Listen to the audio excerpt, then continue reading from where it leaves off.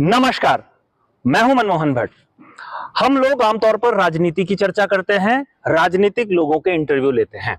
आज भी हम एक ऐसी शख्सियत के साथ इंटरव्यू करने जा रहे हैं जिसका सीधा वास्ता राजनीति से है। कभी चुनाव नहीं लड़े हैं, लेकिन जिन्होंने चुनाव लड़े हैं उनके लिए भाषण लिखने का काम इन्होंने किया है। कभी सोनिया गांधी के भाषण लिखने वाले, राहुल गांधी के भाषण लिखने वाले प्रेम बहुखंडी साहब मेरे साथ इस समय मौजूद हैं। जेएनयू से इन्होंने शिक्षा ग्रहण की है, उत्तराखंड मूल के रहने वाले हैं और कांग्रेस के शीर्ष नेतृत्व के भाषण लिखने की कहानी कहां से शुरू होती है, वहीं से सवाल पूछेंगे। बहुखंडी साहब, स्वागत है हमारे चैनल में। नमस्कार। कांग्रेस के आप कर्मठ सिपाही हैं, इसका मतलब तो आप सीधा सोनिया जी के और राहुल गांधी के भाषण आपने लिखे हैं। जी जी। तो कैसे ये कहानी की शुरुआत हुई, अगर ये बताएं तो फिर हम आगे की बात करें। कहानी की शुरुआत ऐसी हुई कि मेरी पढ़ाई लिखाई मुख्यतः डेवलपमेंट मॉडल के ऊपर, नेहरू और गांधी मेरे पीएचडी के सब्जेक्ट रहे हैं। तो एक बार मैं ग्रामीण विकास मंत्रालय में एक भाषण दे रहा था। उस भाषण में जयराम रमेश जी ने मेरा भाषण सुना, उन्होंने मुझे कहा मिलने के लिए। उससे पहले हम 2004 के चुनाव में कांग्रेस के लिए काम कर चुके थे और मैं ग्रामीण विकास मंत्रालय में काम करता था। उनसे मिले, उसके मित्र और लोग भी थे हमारे वहाँ, और उनके मार्फत हम कांग्रेस का जो एक वॉर रूम था, जिसको हम स्ट्रेटेजी रूम बोलते थे, कांग्रेस का वॉर रूम था, अब नया शब्द जुड़ा है, उस टाइम बोलते थे कांग्रेस स्ट्रेटेजी रूम। ये मुख्यतः बनाया था राजीव गांधी ने जब ये कांग्रेस में आए थे 1980 में। तो ये उस स्ट्रेटेजी रूम में मुझे लेके गए, मुझसे कहा गया कि भाई आप कांग्रेस की रिसर्च टीम को हेड करो। तो 2009 के चुनाव के लिए मैं कांग्रेस की रिसर्च टीम को हेड करने लगा। जब मैं उसका कन्वीनर था और मैं उस टीम को लीड कर रहा था कि कैसे चुनाव में रिसर्च करनी है, उसी बीच में सोनिया गांधी जी के भाषण में कुछ कहीं दिक्कत आई और मीडिया ने कहा कि ये वही भाषण है जो 2004 में था, टाइप्ड है, क्योंकि लेखक एक सेम आदमी हो तो शब्द वही रहते हैं। तो मुझसे पूछा गया कि आप लिख लोगे? हमने कहा जरूर लिख लेंगे। तो 2009 में मैंने सोनिया जी के भाषण लिखने शुरू करे और 2009 के चुनाव के बाद मैं लगातार, चुनाव में तो मुख्यतः मैं ही लिखता था फर्स्ट उसका ड्राफ्ट। उसके बाद भी जब सरकार आ गई, मैं ओएसडी बन गया पार्लियामेंट अफेयर मिनिस्ट्री में, तो गाए बगाए हम उनके भाषण लिखते रहे। लेकिन भाषण के अलावा जो हम दूसरा काम करा कि कांग्रेस पार्टी उस टाइम एक मैं रोक रहा हूँ आपको। बहुखंडी साहब, मुझे ये बताइए कि जो भाषण आप लिखते थे कैसे, मतलब डिजाइन होता था? सोनिया जी से कभी डिस्कस भी होता था कि आप वो क्या बोलना चाहती है, उनके भावों को आप समझते थे तब आप लिखते थे, या आप जो लिखते थे वो पढ़ते नहीं, थे, उसमें वो बोलती थी? उसमें डिजाइनिंग होता है कि कांग्रेस के भाषण के लिए जहां जिस जगह उन्होंने जाना है वहां से टॉकिंग पॉइंट आते हैं, वो क्या चाहते हैं। वो टॉकिंग पॉइंट कौन देता था? वो टॉकिंग पॉइंट जिला कमेटी और कैंडिडेट। मतलब सोनिया जी उसमें कोई इंटरफेयर नहीं है। मतलब वो एंकर की तरह जाके सीधा पढ़ती थी? देखिए, इस देश के अंदर प्रधानमंत्र का भाषण भी एंकर की तरह ही होना चाहिए। प्रधानमंत्री मैं कह रहा ऐसा ही होना चाहिए। वैसे कांग्रेस प्रेसिडेंट का भाषण भी पार्टी तय करती है कि उन्होंने क्या बोलना है। ये नहीं कि अपनी मर्जी से अगड़म बगड़म कुछ बोलते हैं। लेकिन अपनी विचार तो होता है ना, अपने विचार, वो विचार तो चूंकि वो एज ए पार्टी लीडर हैं तो उनके विचार तो फॉलो किए जाएंगे। लेकिन उसके लिए जो जिला कमेटी है, जिस जगह वो जा रही है, वो जिला कमेटी भी तय करती है। वो कैंडिडेट जिस कैंडिडेट के क्षेत्र में वो जा रही है वो तय करते हैं। तो जनरली होता है क्या है, 2-3 कैंडिडेट के बीच में जाती हैं, तो वो कैंडिडेट अपने टॉकिंग पॉइंट देते थे। हम उन सारे टॉकिंग पॉइंट को मिक्सचर करके 2 पैराग्राफ हम लोकल इश्यूज पे बनाते थे, 1 पैराग्राफ हम नेशनल इश्यूज पे बनाते थे, जो कांग्रेस का मैनिफेस्टो है, घोषणा पत्र है, उसके बेसिस पे या कांग्रेस ने जो काम किया है, जैसे उस टाइम गवर्नमेंट थी हमारी 2004 से 9 की, उस कांग्रेस क्या क्या काम किया है उस पर 1 पैराग्राफ होता था। 1 पैराग्राफ कांग्रेस के घोषणा पत्र पे होता था, 2 पैराग्राफ लोकल इश्यूज पे होते थे। देखिए, मैं बात ये इसलिए कह रहा हूँ कि मैं आगे बता रहा हूँ। ये सब होता था। फर्स्ट ड्राफ्ट हमने बना दिया, वो ड्राफ्ट जाता था एक शख्स के पास, जो उनका पॉलिटिकल सेक्रेटरी है, अहमद पटेल होते थे उस समय में। अहमद पटेल उसको पढ़ते थे। मैं मान के चल रहा हूँ कि अहमद पटेल जो बोल रहे हैं वो सोनिया गांधी और वो दोनों एक ही बात बोल रहे हैं, नहीं तो डिस्कशन हो रखा होगा। उसके बाद वो वापस उसमें करेक्शन के लिए वो जनार्दन द्विवेदी के पास जाता था, उसका हिंदी भाषा सुधारते थे, फिर मेरे पास आता था, फिर मैं जाके दोबारा सोनिया गांधी को देता था और अक्सर मेरी उनसे मुलाकात होती थी और अक्सर हम वो सुबह उस पर चर्चा करती थी। राहुल जी का भी भाषण आप लिखते थे? राहुल जी भाषण नहीं लिखवाते।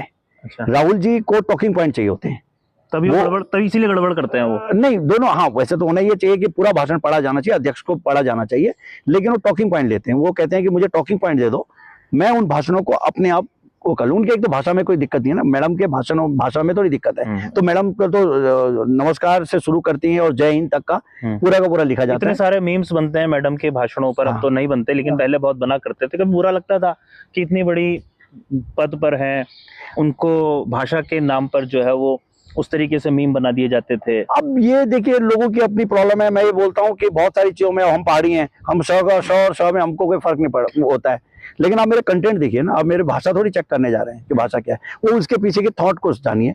इस देश के अंदर नहीं, मैं कह रहा हूं कि आपको कभी बुरा कोई लगा बुरा कि नहीं, आपने कुछ लिखा, कोई बुरा उसका नहीं, पब्लिक ने कुछ अर्थ समझा, कोई बुरा मीम बनाने वालों ने, कोई बुरा अपोजिशन ने, आईटी सेल ने खास तौर पर। कोई बुरा नहीं लगा। उस जमाने में आईटी सेल था नहीं। अब राहुल गांधी के समय में तो आईटी सेल है, उनके भाषणों को तोड़ मरोड़ के प्रस्तुत कर दिया जाता है, इधर से आलू डाला उधर से सोना निकलेगा, उस तरीके की बात आपने लिख के दी नहीं? आलू और भाषण वाला बेसिकली प्रधानमंत्री का भाषण है। हाँ, वो ओरिजिनली मोदी जी ने कहा है, पर उन्होंने उसको काउंट इनके लिए इन्होंने कहा कि ऐसा नहीं होता है। हाँ, ठीक है, इन्होंने कहा ऐसा नहीं होता है और इन्होंने मीम बना दिया। वो तो इन्होंने जितने कैसे हजारों करोड़ रुपए खर्च करे हैं राहुल जी के ऊपर, उनकी छवि को खराब करने के लिए ऊपर, ये फासिस्ट तरीका है। फासिस्ट हमेशा व्यक्ति के बिलो द बेल्ट अटैक करता है। वो उसकी बात नहीं करते। मैं ये जानना चाह रहा हूँ, राहुल जी जब भाषण देते हैं तो उससे पहले क्या डिस्कस करते हैं? आपसे कभी डायरेक्ट? नहीं, मेरे से कभी इस तरह का इंटरेक्शन तो हुआ है, लेकिन ऐसा कोई भाषण को लेकर डायरेक्शन नहीं हुआ, क्योंकि सोनिया जी से हुआ है। सोनिया जी से तो रेगुलर होता था। हाँ। जब 2009 के चुनाव में रेगुलर ऑलमोस्ट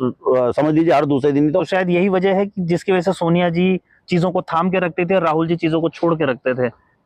उम्र का भी वो कह सकते हैं, उनको अपनी लिमिटेशन पता भी थी कि भाषण में उनकी भाषा में अब मुझसे आप अंग्रेजी में बोलेंगे, मैं अंग्रेजी जानता हूँ, लिखता हूँ, पढ़ता हूँ, लेकिन मैं शायद अंग्रेजी में ज्यादा कॉन्शियस रहूंगा। हिंदी में मुझे कोई दिक्कत नहीं है, तो आप कितनी भी तरह से घुमा के बोल लीजिए, मैं भाषा में उसका तो चूंकि उनकी लिमिटेशन है, तो उस लिमिटेशन को जानते हुए वो शायद पूरा पढ़ के जाती थी, याद करके जाती थी 4 बार। अगर उनको कोई जैसे गांधी थोड़ा सा इस मामले में कैजुअल है, देसी हैं, तुम देश के हैं, इसी देश के हैं, भाषा पे उनकी कमांड है, वो अंग्रेजी हिंदी के ऊपर उनकी अच्छी कमांड है, तो उनका अपना एक। लेकिन कभी आपको ऐसा लगा कि अगर राहुल जी भी उतनी सीरियसनेस के साथ पढ़ के जाते, समझ के जाते, डिस्कशन करके जाते, तो पब्लिक को एड्रेस करना थोड़ा ज्यादा आसान होता? नहीं, वो पढ़ के जाते हैं, वो काफी पढ़े लिखे, मतलब मैं आपको बता रहा हूँ, ऐसी कोई उसकी बात नहीं है, वो खूब पढ़ते लिखते हैं। समस्या ये है कि पब्लिक में एक अगर किसी ने पूरा प्लान बना दिया उसको डिसेक्शन करने का, उसको तोड़ मरोड़ करने का, तो उसका आप कुछ नहीं कर सकते। तो काउंटर क्यों नहीं किया फिर कांग्रेस ने? कांग्रेस के पास कांग्रेस थी, हाँ, राज्यों में सरकार थी, कर सकते थे, नहीं किया। मैं आपको बताऊं 2000 इसीलिए तो मैं कह रहा हूँ कि वो कंपैरिजन जब सोनिया जी आपसे बात करती थी तो ठहराव था, राहुल जी के उसमें कहीं वो मिसिंग है, वो कनेक्ट होना चाहिए, या उनको अब थोड़ा सा और सीरियस होना चाहिए? अब ऐसा है ना कि वो जैसे हम हैं, अब हमसे आप बोलेंगे कि हम तो छोटी मोटी दुकानों से नौकरी करके आए, तो हमारा अनुभव ज्यादा है। उनकी प्रॉब्लम क्या है कि जब वो 8-10 साल के हुए तो दादी मर गई, चाचा मर गया, उसके बाद 2 साल बाद दादी मर गई, उसके बाद 5 साल बाद पिताजी मर गए, तो वो एक कनेक्शन उनका कमजोर है ना। उन्होंने कभी यहाँ से दिल्ली की सरकारी बस में सफर नहीं किया हुआ, तो वो जो शब्द हैं उनके पास थोड़ा कम तो है। अगर राहुल जी इस इंटरव्यू को सुनेंगे तो नाराज नहीं होंगे आप कह रहे हैं अपने शीर्ष नेतृत्व के लिए, अपने आला कमान? नहीं, उन्होंने गलत क्या कहा, अनुभव जो है नहीं, मैंने ये बोला कि ये वाला जो एक्सपोजर है, ये वाला जो एक्सपोजर है डेफिनेट उनका मिसिंग है, क्योंकि सिक्योरिटी फोर्सेज जिस तरह से उनको प्रोटेक्ट करके घेर के रखी है, भारत यात्रा, अब उनके शब्दों में आप देखिए एक नई तरह की गंभीरता, उनके पास नए नए शब्दावली इकट्ठी हो रही है, नए नए शब्द वो बोल रहे हैं और बहुत बढ़िया तरीके से और पूरे कन्विक्शन के साथ। अब कौन उनके भाषण तैयार करता है? या मुझे लगता है कि अब शायद मुझे लग रहा है भाषणों की जरूरत नहीं पड़ती उनको लिखने की, इसलिए नहीं जानते पड़ती कि वो लगातार जब आप रोज यात्रा में हो, इतनी बड़ी उन्होंने यात्रा कर दी, उसमें जो उनका ज्ञान हुआ है। भाषण 2 तरह के लिखे जाते हैं, एक भाषण वो लिखे जाते हैं जिसमें आपने एक फॉर्मल रिसर्च टाइप फॉर्मल उसमें जाना है, फॉर्मल उसमें जहाँ पे आपने यहाँ खड़े होकर भाषण देना है, किसी मीटिंग को एड्रेस कर, उसके लिए भाषण लिखा जाता है। वो तो हम भी अगर अपना भाषण कहीं जाते हैं देने तो लिख के जाते हैं, तैयार करके जाते हैं, नोट्स बना के जाते हैं, वो उनके लिए भी जाता है। लेकिन जिस तरह से वो यात्रा में जा रहे हैं तो उसमें कोई बनाने की जरूरत नहीं, वो बैठकें होती होंगी और उन बैठकों में तय होता है। अब वो नॉर्मल सी बात है, वो अच्छा बोल लेते हैं। कभी आपको लगा कि राहुल जी को भी थोड़ा सा और सुधार करने की जरूरत है, आप उनसे अप्रोच करें, या राहुल जी की जो टीम होगी, सोशल मीडिया टीम होगी, वो आपसे कोऑर्डिनेट करे कि भाई आप पहले काम किया करते थे, अब और बेहतर बनाया जाए, मतलब मसाला है उसको थोड़ा और सजाया जाए? नहीं, मुझसे बेहतर बहुत लोग हैं वहाँ पे जो काम कर रहे हैं, वो मुझसे बेहतर लोग हैं, इससे ऐसी कोई दिक्कत नहीं कि मैं सबसे बेहतर हूँ, बहुत अच्छे अच्छे लोग हैं, रेगुलर बातचीत होती है, रेगुलर चीजें आप लगातार देखिए सुधार हो रहा है। मतलब सोनिया जी की टीम के एक महत्वपूर्ण हिस्से को राहुल जी ने अपनी टीम के महत्वपूर्ण हिस्से से अलग रखा नहीं, हुआ कोई है? अलग नहीं रखा। मैं 2014 के मैं उनमें था, 2019 का घोषणा पत्र लिखने वाली टीम में मैं था। लेकिन 2024 में नहीं है ना? हाँ, उनके साथ? 2024 में नहीं हूँ मैं। मेरे को कुछ अपनी पारिवारिक कारणों से एक तो नहीं हूँ, और दूसरा कि मैं पौड़ी में लोकसभा चुनाव के लिए दावेदारी कर रखी है। मुझसे कहा था कि आप घोषणा को दिल्ली की अच्छा, जो आपने दावेदारी कर ली है? मैंने पौड़ी के लिए दावेदारी लिखित कर रूप में रखी है। दावेदारी लिखित करी है या दावेदारी कैमरे के सामने? सबसे पहले दावेदारी मैंने करी है लिखित रूप में। तो उसके बाद क्या हुआ दावेदारी करने के बाद? चल रही है बातचीत, अभी उस पर चल रही है बातचीत। अब मेरे ख्याल से 1-2 दिन में डिसाइड पर करेंगे। आपका तो नाम उत्तराखंड के मीडिया में ही बहुत कम सुना गया है, तो आपको कैसे नहीं, खूब सुना गया मेरा नाम। आप देखेंगे लगातार मैं ही अकेला व्यक्ति हूँ जो 101 दिन से चैलेंज कर रहा हूँ, और लगातार मेरे ख्याल से मैंने इस टाइम में 40-50 युवा संवाद कर दिए हैं। मैंने अभी एक इंटरव्यू किया था आपके प्रदेश अध्यक्ष का, करण महारा साहब का, लगभग 3 हफ्ते हाँ, मैंने देखा उसको। उस इंटरव्यू में मैंने जब उनसे सवाल पूछा कि दावेदार कौन है, तो मनीष खंडूड़ी थे। मैंने उस समय कह दिया था कि मनीष खंडूड़ी पार्टी छोड़ रहे हैं। उन्होंने उस बात को नकारा, वो बीजेपी में चले गए। दूसरा नाम उन्होंने गणेश गोदियाल का लिया था, अपने आप लिया था। तो आपका नाम तो उन्होंने भी नहीं लिया? बिल्कुल नहीं लिया होगा। उसका कारण मैंने देखा था वो इंटरव्यू। बात यह है कि गणेश गोदियाल स्टेब्लिश लीडर हैं। अगर मुझसे कोई कहेगा कि भाई अगर आप और गणेश गोदियाल किसको मिलना चाहिए टिकट, मैं कहूंगा गणेश गोदियाल को मिलना चाहिए। मनीष खंडूड़ी के टाइम में मैंने ये बोला था कि अगर मनीष खंडूड़ी तो मैं क्यों नहीं। क्वालिफिकेशन देखने को आप नेता नहीं मानते? मैं नेता नहीं। सवाल ये कि वो जिस तरह से पैराशूट की तरह से आए थे, और हम यहाँ 20 साल से काम कर रहे थे। मैं उत्तराखंड राज्य आंदोलनकारी हूँ, मैं ओवर उनसे ज्यादा क्वालिफाइड हूँ, मैं कांग्रेस के लिए ज्यादा काम कर रहा हूँ। तो 19 में भी हमने कहा था कि वो क्यों, लेकिन तब शायद इतनी जोर से नहीं बोल पाए। इस बार मैंने ये कहा था कि अगर वो तो मैं क्यों नहीं। अच्छा, गणेश गोदियाल अगर आपके सामने है तो उनके लिए कह पाएंगे कि वो नहीं कह पाऊंगा। वो हमारे अध्यक्ष भी रह चुके हैं, 2 बार विधायक भी रह चुके हैं, हमारे नेता हैं, उनके लिए नहीं कह पाऊंगा। दोनों अलग अलग है ना, कहना तो कभी गणेश गोदियाल जी से बात करी कि भाई साहब मैं लड़ना चाहता हूँ, आपका छोटा भाई हूँ? मैंने उनको कहा कि मैं लड़ना चाहता हूँ। उन्होंने कहा बहुत बढ़िया, दावेदारी कीजिए। आप देखिए, कांग्रेस एक लोकतांत्रिक पार्टी है। भारतीय जनता पार्टी के अंदर कोई इस तरह का, कांग्रेस की बात, मैं कांग्रेस कर रहा हूँ। मैं कांग्रेस एक लोकतांत्रिक पार्टी में ये बोल रहा हूँ कि भारतीय जनता पार्टी में कोई दावा नहीं कर सकता। कांग्रेस में दावा करने का हर किसी का अधिकार है, और मैंने उसी अधिकार को इस्तेमाल करते हुए शायद 24-25 नवंबर को फॉर्मली, ये पहले यहाँ के हमारे जो अनुशासन समिति के अध्यक्ष हैं उनसे पूछा। उन्होंने कहा हर एक को अधिकार है। मैंने कहा मैं कर रहा हूँ। मैंने अगले दिन से घोषणा कर दी। मैंने कहा कि कोई भी व्यक्ति किसी भी पॉलिटिकल पार्टी का आके मेरे से परिचर्चा कर ले। 8-10 सवाल हैं पौड़ी लोकसभा संसदीय क्षेत्र के अंदर जो आने वाले हैं। पर्यावरण वन कानून की बात है, कुछ भू कानून की बात है। एक बात ये कही जाती है कि जब इस बार आवेदन कर रहे थे तो इस बार ऐसा था कि आपको चिट्ठी, मतलब आवेदन के साथ साथ कुछ डोनेशन अमाउंट भी डिपॉजिट करना है, 25,000 रुपए, इस बार नहीं, 5,000। इस बार नहीं था। वो विधायकी में होता है। अच्छा, संसद में नहीं होता। क्यों, ऐसा क्यों? विधायक में क्या होता है कि बहुत सारे नॉन सीरियस लोग भी आ जाते हैं। हर किसी को लगता है कि कर दो, तो नॉन से आप उनके स्क्रूटनी करते रहिए, पढ़ते रहिए। कहाँ तक इतना समय खर्च करेंगे, क्योंकि मैं कई स्टेट में स्क्रूटनी में रहा हूँ। 800 लोग, 1000 लोगों के इंटरव्यूज लिए हम लोगों ने। आप समझ रहे, 1000 लोग। इंटरव्यू की बात है, ये शैलजा आई या भक्त चरण दास आए जो स्क्रीनिंग कमेटी को हेड कर रहे हैं, उन्होंने आपसे बातचीत करी? मैंने दोनों से मैंने अपनी बातचीत रखी, और दोनों को मैंने उन्होंने बुलाया था या आपने? नहीं, तो सबको बुलाया था ना वहाँ पे, दावेदारों को। तो मैंने अपना दावा किया, उनको एप्लीकेशन दी, और मैंने बोला कि मैं लड़ना चाह रहा हूँ। तो उन्होंने मेरे से कुछ बातें पूछी। मैंने क्या पूछी, बताओ ना। यही पूछी उन्होंने जनरली कि तुम्हारा अपना क्लेम क्या है, बैकग्राउंड क्या है, कैसे तुम लड़ोगे, क्या तुम्हारी स्ट्रेटेजी है। उस पर मैंने उनसे बोला 2 बातें। एक तो मैंने उनको बोला कि उत्तराखंड को एक फ्यूचर लीडरशिप की जरूरत है। फ्यूचर लीडरशिप के तौर पे हमारे जो वरिष्ठ नेता हैं वो बहुत सारे तो निकल चुके हैं पार्टी से, कुछ ज्यादा उम्रदराज हो गए हैं। अब मेरी एज के व्यक्ति को लीडरशिप की जरूरत है। जो आपकी एज की लीडरशिप भी तो जा रही है। मैं कह रहा हूँ जो जा रही है। मैं बोल रहा हूँ जो बची हुई है, फ्यूचर लीडर तो कांग्रेस को चाहिए। जो जा रहे हैं वो जाने दीजिए। जो फ्यूचर लीडर चाहिए, जो इंटेलेक्चुअली और आइडियोलॉजिकली साउंड हो। मैं इंटेलेक्चुअली आइडियोलॉजिकली दोनों तरह से कॉम्पिटेंट हूँ। मैं मानता हूँ, मैं ये कहता हूँ कि कॉम्पिटेंट हूँ, और मैं तो कहीं नहीं जा रहा हूँ, मैं यही रहूंगा। इस बात को मान के चलिए, मैं नेहरूवियन सोशलिज्म पे बहुत मेरा स्ट्रांग होल्ड है, गांधीयन सोशलिज्म पे मेरा स्ट्रांग होल्ड है, तो मैं यही रह रहा हूँ। तो मैंने कहा फ्यूचर लीडरशिप के तौर पे मुझे देख लीजिए। एक बात है, पिछले चुनाव में, इस चुनाव में 40% का गैप है। बीजेपी को 68 मिले थे, हमको 28 मिले थे, मनीष खंडूड़ी जी को 68। मैंने कहा मेरे होते हुए मैं ज्यादा तो नहीं कहता हूँ, लेकिन 10% इंक्रीज की मैं आज उम्मीद कर रहा हूँ। अगर मतलब आप 38% वोट का दावा करते हैं। मैं उस दिन कह रहा था कि 10%, 37-38% वोट बीजेपी को विधानसभा चुनाव में मिले थे। आपने वही बेंचमार्क रखा? नहीं, वो बेंचमार्क नहीं। मैं यहाँ के वन अधिकार आंदोलनों में, पर्यावरण आंदोलन में, भू कानून के आंदोलन चला रहे थे किशोर उपाध्याय, वो तो खुद बीजेपी में चले गए। तो किसको क्लियर कर लीजिए कि वो नहीं चला रहे थे। वन आंदोलन मैं चला रहा था, वन आंदोलन 1996 में उत्तराखंड में शुरू हुआ था, जिसके अंदर जो लोग थे उसमें बच्चीराम तो आपने थोड़ा देर कर दी मुझे लगता है ये बात कहने में, क्योंकि किशोर उपाध्याय ने कभी याद है नगर निगम देहरादून, वो मैंने वो कार्यक्रम, उस कार्यक्रम का ऑर्गेनाइजर मैं ही था, ठीक है, और मेरी उसमें डॉक्टरेट है, तो मैं अभी मैंने किशोर उपाध्याय का भी एक इंटरव्यू किया था 2 हफ्ते पहले, उसमें उन्होंने कहा कि वो बीजेपी में इसलिए आए क्योंकि बीजेपी ने भी माना कि वनाधिकार जैसे मुद्दों पर चर्चा होनी चाहिए और वो उनका एजेंडा था, वो उन्होंने रखा। तो आप तो कह रहे हैं कि ये किशोर उपाध्याय कहते हैं कि मैंने किया, आप कहते हैं मैंने किया, किसकी बात सच मानिए? पेटेंट तो है। मैं बताता हूँ 1996 में यहाँ पर ये जो अपना यूथ हॉस्टल है मसूरी का, वहां पर वनाधिकार आंदोलन की नींव रखी गई थी। उस जमाने के जो लोग हैं बड़े बड़े, चलिए मैं 1996 से 2018 में, मैं कह रहा हूँ 2018 नहीं, मैं कह रहा हूँ मेरी बात सुनिए, 1998 से 2096 से 2024 आ गया, 24 और 4 28 साल हो गए। वनाधिकार आंदोलन का हुआ क्या, क्या फायदा हुआ? आप लोगों ने क्या ऐसा हासिल कर लिया कि आप आंदोलन 96 से चलाते चले? हमने कुछ नहीं किया, मैं आपको बताऊं। अब आप कह रहे हो कि 25 साल भी हम आंदोलन चलाते रहेंगे। मेरी बात सुनिए, आप पूरा का पूरा अगर आप दक्षिण एशिया का अंग्रेजों के खिलाफ आंदोलन देखेंगे ना, वो वनों का आंदोलन है, ठीक है। गोविंद वल्लभ पंत से सारे लीडर उत्तराखंड के आंदोलनों से निकल के आए, फॉरेस्ट आंदोलन से। उत्तराखंड की जो फॉरेस्ट ग्रीवेंसेस कमेटी है, कुमाऊं फॉरेस्ट ग्रीवेंसेस कमेटी है, वो 2021 की, उसमें गोविंद वल्लभ पंत की वजह से थी। 1907 से लेकर 1919 के बीच में जितना बड़ा आंदोलन कुमाऊं में हुआ है फॉरेस्ट को लेकर, उसके बाद वन पंचायतें बनी है, वो पूरे फॉरेस्ट कानून थे, वन पंचायतों का गठन।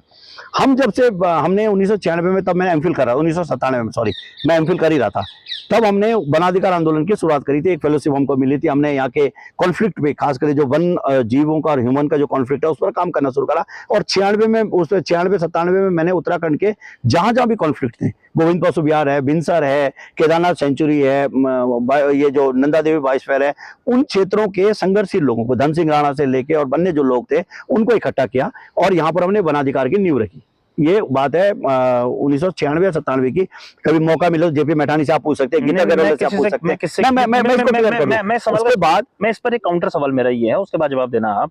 1996 में जितना मैन एनिमल कॉन्फ्लिक्ट था, 2024 में बढ़ गया। तो क्या फायदा हुआ ऐसे आंदोलन का जो किसी सरकार ने नहीं देखा? सिर्फ आपने आंदोलन किया, रिसर्च करने वालों ने रिसर्च करी, फॉरेस्ट वालों ने अपनी नौकरी करी, जो दुकान चलाते हैं उन्होंने अपनी दुकान चलाई, फायदा कुछ नहीं हुआ, जनता भाग रही है, परेशान हो रही है। अब अगर कोई चीज का फायदा नहीं हो रहा, सरकारें नहीं सुन रही, तो आंदोलन करना बंद तो नहीं करेंगे, लेकिन उसका स्वरूप तो बदला, उसका स्वरूप आंदोलन अगर 25 साल और करते रहोगे, उसी का स्वरूप बदलने के लिए 2018 में, उसी का स्वरूप बदलने के लिए, क्योंकि ज्यादातर लोग एक्टिविस्ट थे उस टाइम पे, जिस हम भी उस टाइम पे एमफिल पीएचडी कर रहे थे, एक्टिविस्ट लोग थे। उसके बाद हम नौकरी लग गए, हम फिर बीच का समय हमारा आंदोलन में डायरेक्टली जुड़ा हुआ नहीं था, मतलब और भी कोई भी नहीं कर रहा था, तो हम ही नहीं कर रहे थे, कोई भी नहीं कर रहा था। 2018 में जब इनको हटाया अध्यक्ष से, किशोर भाई को, तो किशोर भाई को हमको लगा कि उनको टिहरी में तो हमको तैयारी करानी चाहिए 2019 की, और हमको लगा कि वनाधिकार आंदोलन के लिए पॉलिटिकल लीडर को आगे करना चाहिए, इसलिए हमने उनको सपा के जो सच्चान साहब हैं, जो बच्चीराम कंसवाल जी हैं, जो समर भंडारी जी हैं, जो अन्य पॉलिटिकल लीडर हैं, इन सबको इकट्ठा किया। सेंटर और वाम सबको इकट्ठा, सेंटर कोई नहीं था इसमें, सारे मतलब कांग्रेस तो लेफ्ट टू सेंटर हुई ना, लेफ्ट जो है उसकी तरफ को, उन सबको हमने इकट्ठा किया और वनाधिकार की नई तरीके से तैयारी करी। और हमें लगा कि जो आपने कहा, आप पहले से नहीं जानते थे, आप किसी राज्य के रहने वाले, लेकिन आपको नहीं पता था वनाधिकार, क्योंकि वनाधिकार को जो जनरली करने वाले लोग थे वो एक्टिविस्ट लोग थे। एक्चुअली इस प्रदेश में या और सकता और जगह भी होता हो, यहाँ पर एक काम करता कोई है, उसको क्लेम सारे लोग करते हैं। कोई किताब लिख रहा है, दूसरा आदमी कहता है कि ये किताब तो मेरे हिस्से की है, आप कुछ कहते हैं, कोई कुछ कहता है, हर आदमी अपना अपना क्लेम कर रहा है, आउटपुट कुछ नहीं है। तो मेरे हिसाब से तो ये आंदोलन पूरी तरीके से फेल है। नहीं। मैं आपसे ये पूछ रहा हूँ, चलिए मैं सुनिए,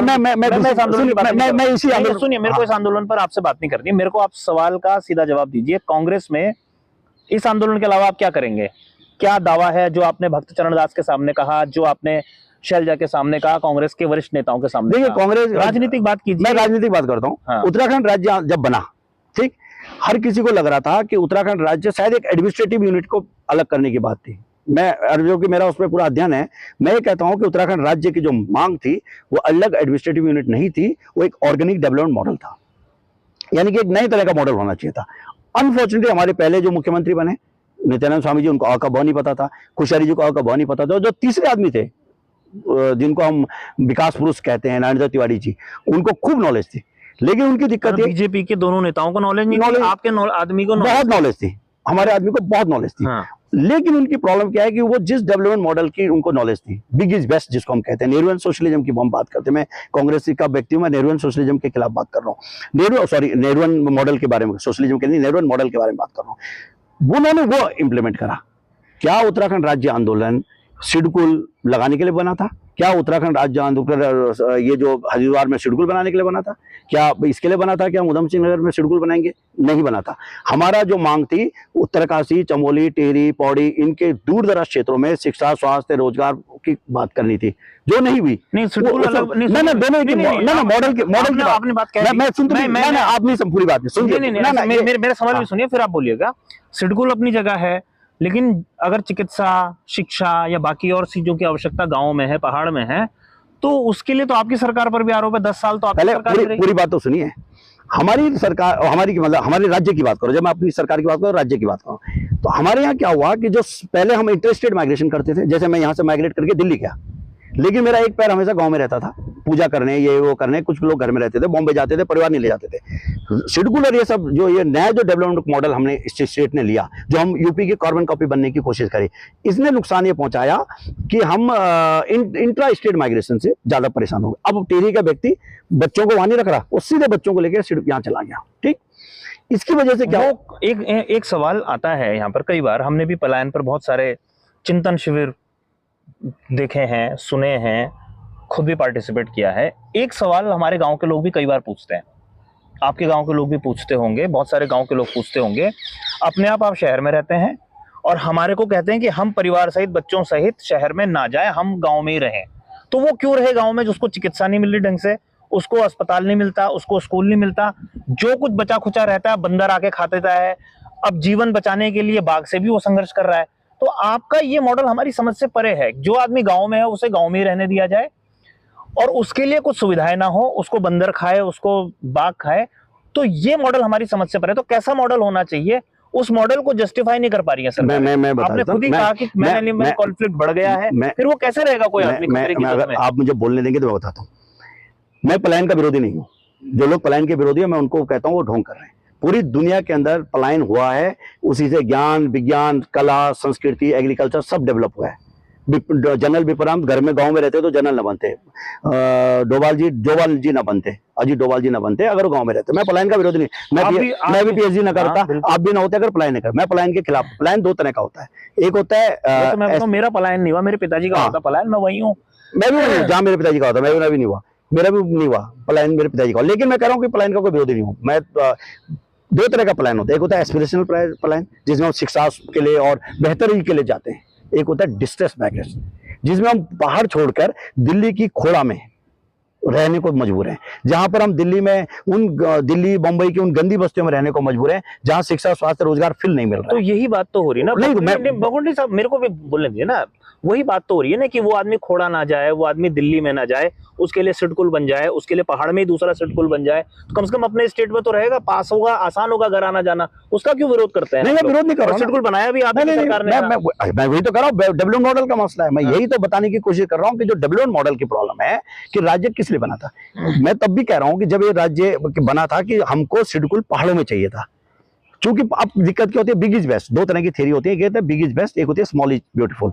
गांधीयन थ्योरी है स्मॉल इज ब्यूटीफुल। छोटा, पहाड़ का आदमी छोटा है, पहाड़ के खेत छोटे हैं, पहाड़ के जानवर छोटे हैं, पहाड़ का विकास का मॉडल भी छोटा होगा, बड़ा नहीं होगा। बहुत चौड़ी सड़क हमको नहीं चाहिए होगी, हमको छोटी छोटी कई सड़कें चाहिए उतने पैसे में। हमको बहुत बड़ा अस्पताल नहीं चाहिए, हमको छोटे छोटे कई अस्पताल चाहिए अलग अलग क्षेत्रों में।